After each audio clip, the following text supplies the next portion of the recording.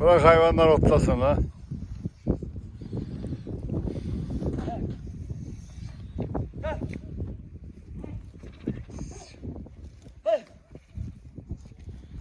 Gel hep buradalar la cavur.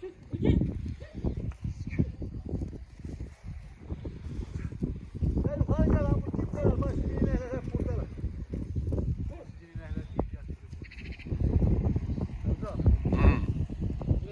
Efendim?